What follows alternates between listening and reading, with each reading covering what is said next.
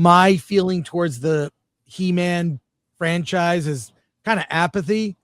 And I didn't love the movie. I also didn't hate it either. I have to admit, I was entertained for parts of it. I can totally understand why people are. Yeah. I wasn't really invested because it's not my thing. Okay.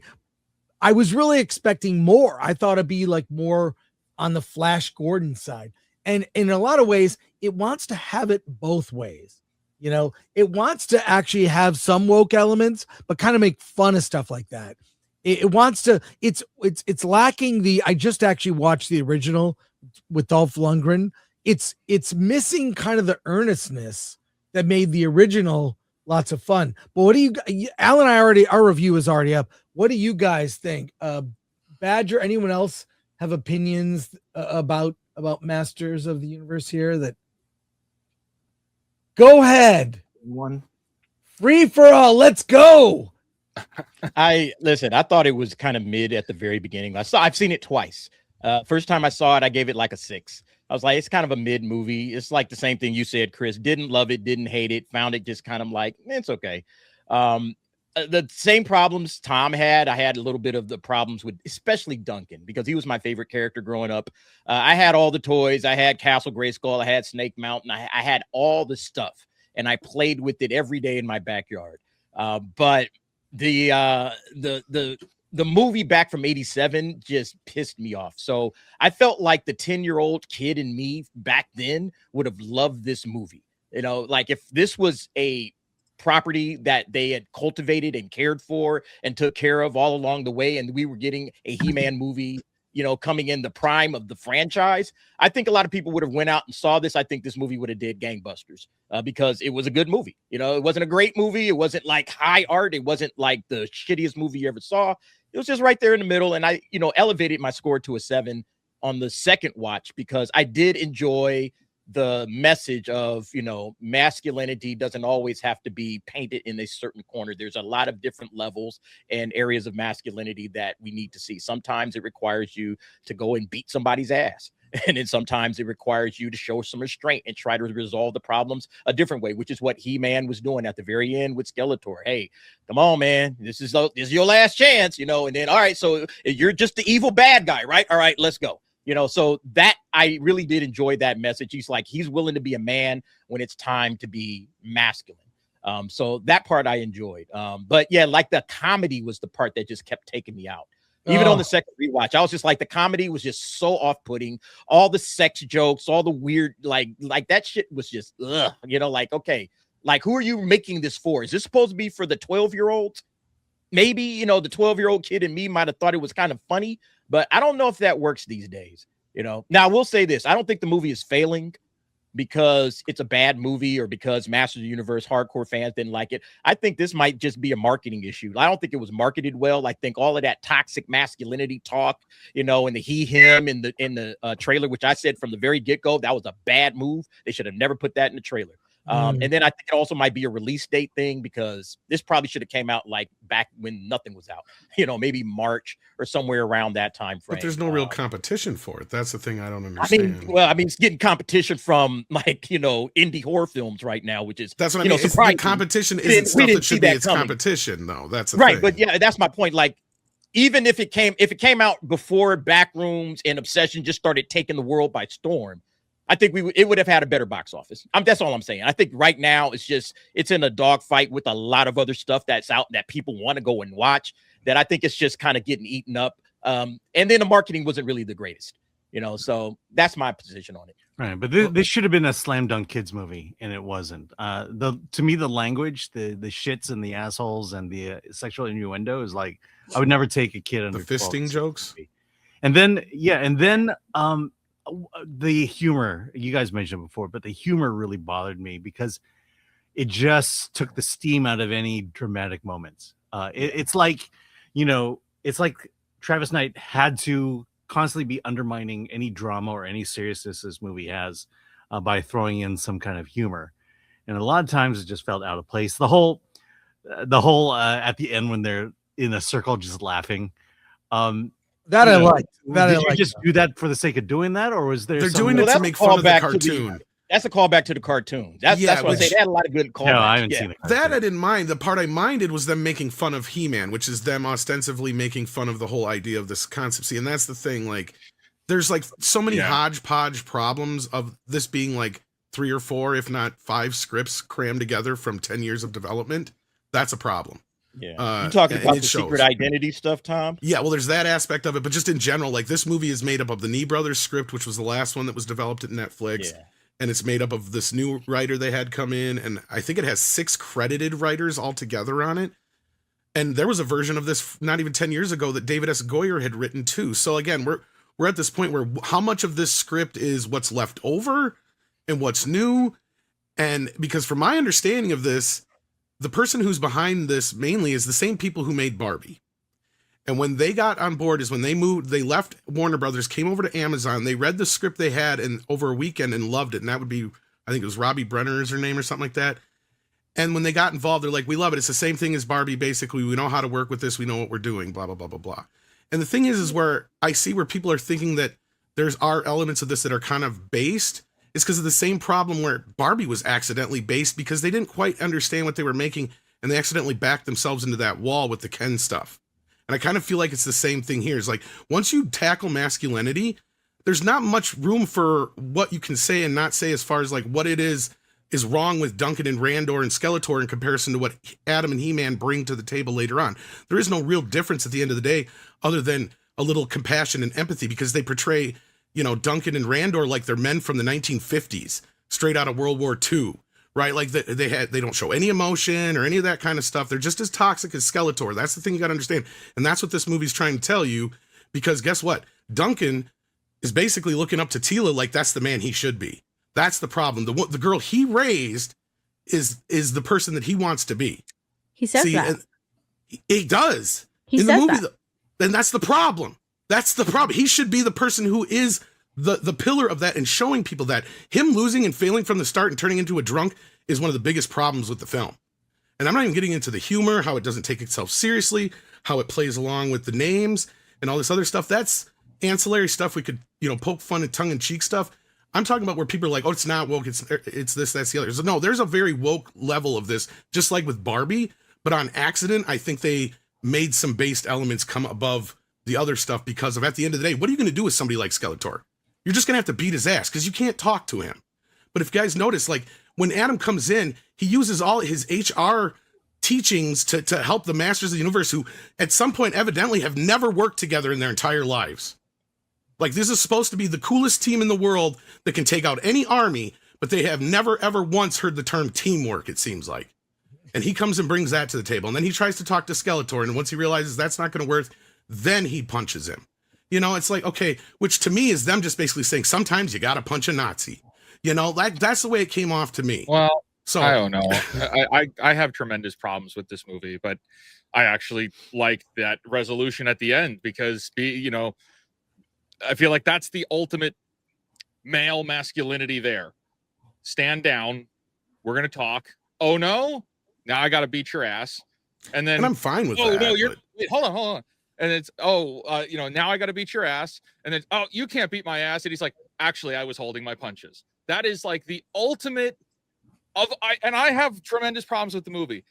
That scene in and of itself is not one of them because I felt like that was the most masculine moment in the film. He set it up. He gave him the chance to step down. He's like, no, I'm a villain. He goes, all right, well, then we're going to fight. You can't beat me. I was way stronger than you could have thought I was. I thought that was pretty cool. But no, there are tremendous problems with this movie. You can clearly tell that there were 6 writers on it. And you have a Barbie producer working on this, trying to get it across all 4 quadrants, 100%. The movie doesn't allow for Adam to, they like to use the word agency. Everybody likes using this word agency now. Oh, characters need the agency. Okay, well, every time that He-Man started to get a little bit of agency, something happened to, and I'll just say metaphorically, kick him in the balls.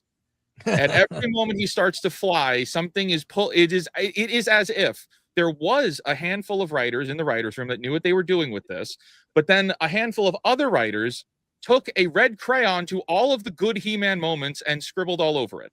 And that is And the those problem. would be the Mattel Barbie people. Exactly. Yeah. Well, I think that's the problem, is we just don't know who or what. I mean, I couldn't possibly fathom who or what was behind it. But, you know, there are lots of people that are having fun with this. God bless them. I'm envious. I'm jealous that everybody like that had a great time with this is having a great time with it. I wish I didn't catch all of the things that I did. So I unfortunately, the people that are loving it are saying, oh, well, you're reading too much into it. It's like, no, I was just paying attention is all. And yeah, they keep, He-Man is not allowed to be just a hero. He has to be a hero, but, you know, there's the but, and then there's something else, and it's for every single sequence. I would agree with Tom and DA on a whole bunch of their observations.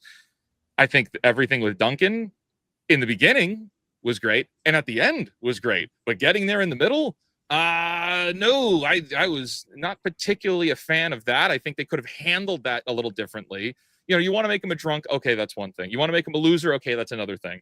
But anybody else find it super convenient that as soon as they get to the Heroes of Eternia, they get put in a cell, the same cell that, and also Teela's in the cell as well, that they put him in prison. And Teela in prison as well. And it just so happened to be the same prison cell that Duncan is in. And this robot, like that took me out of the movie. That is and I didn't even talk about this on any other stream or anything, but it absolutely ruined that particular scene. It's like, oh, that makes no sense. You were going for plot convenience here. What do you think of the humor? There were jokes about like fisting and gimme head, and like, I mean, look, like I said, I unabashedly love the Sam Jones Flash Gordon from the 80s, but the humor there was like it was like the Adam West Batman series. In fact, same writer, Lorenzo Semple Jr. did that, and they were like double entendres. This was straight up fisting, you know, gimme head. Like, it was like, I thought it was like, these are, I mean, I don't know. What do you guys think? I didn't like the humor. I did not like the humor. That was the thing that took it down for me. Yeah. If kids are watching it, they won't pick up on it. If adults are watching it, they'll definitely pick up on it. Yeah. Who is your audience? I mean, did they mean not to make it for kids? It was me. It was me and Tom and Batch. Yeah. It was the older crowd, because young kids did not watch this movie. I mean, it was just so misguided, the way this whole film was put together. I will say, I don't know anything about Master of the Universe. Went in blind. I didn't grow up with He-Man. I assume my brothers did. I don't know anything about the lore. I am not the demographic for it. I'm not the generation for it. So I just watched the movie as a movie. I know like a little bit of He-Man. Like that's it. I just know a little bit of He-Man.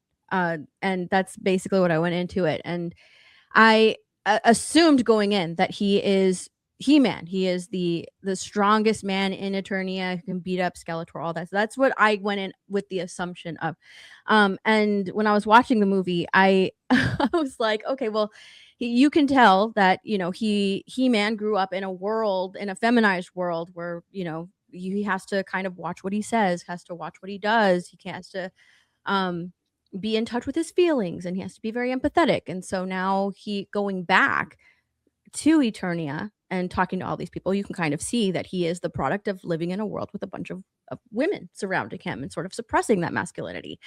And he kind of brings that to Eternia. And I don't think that if he had been, you know, sent off to Earth, that he would have become that. He would have sort of continued on to train around all of the warriors around him. So when he came back, he was like this feminized version of He-Man to me. Again, I didn't grow up with him, but I just assumed he was going to be like the ultra masculine of all masculine heroes. And that's just not what it was. When he came back, you know,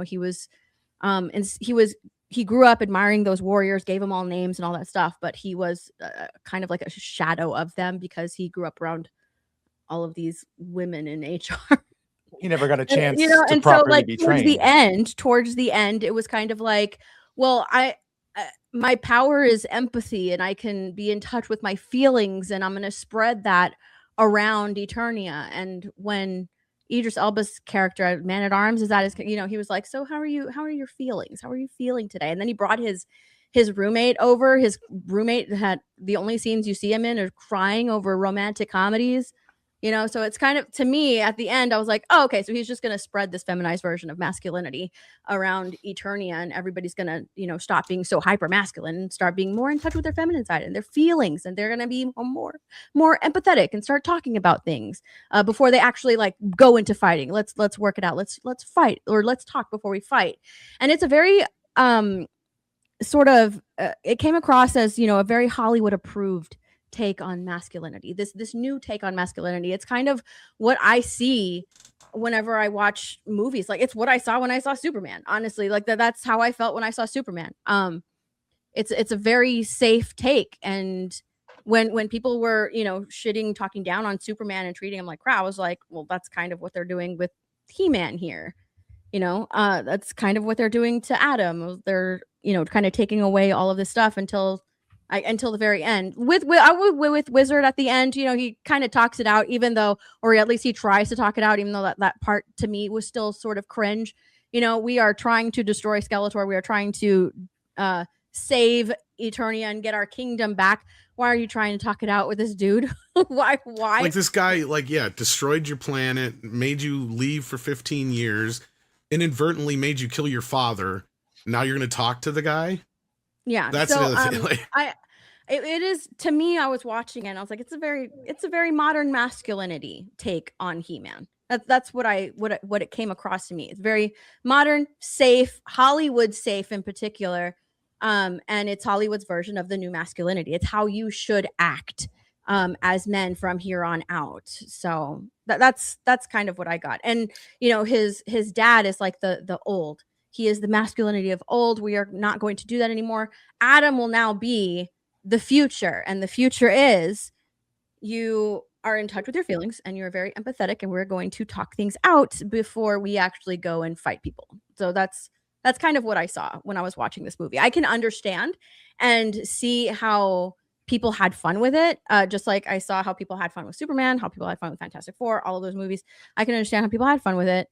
Again, it's not my generation. It's not something that I grew up with. It's not my demographic of cartoon growing up, and I never really saw it, so I don't know any of the lore. But when I was watching, I was like, okay, like it's very fast paced. It's kind of funny in some parts, and I was just like, well, that was a movie.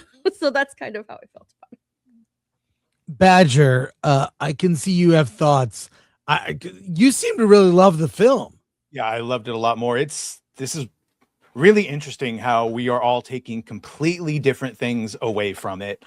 As mentioned before, obviously the original is not serious and campy, so I'm not like upset that they didn't go more serious. Although I agree, the biggest complaint of all of it is that every moment to make a joke, they made a joke, and I wish they didn't do. I wish they'd let some of those moments just rest on their own strength. With regards to Duncan, I looked at him as a samurai who failed his master and then went into disgrace before ultimately coming back better than ever, which is kind of what he was trying to teach Adam in the beginning. In regard to Adam, I feel the complete opposite of what Steph said. The whole issue is Adam has arrested development. We're shown as a kid. We're shown him being like, he doesn't want to train. He just wants to have fun and be a kid and be a goofball. He just seems like he's just a good person.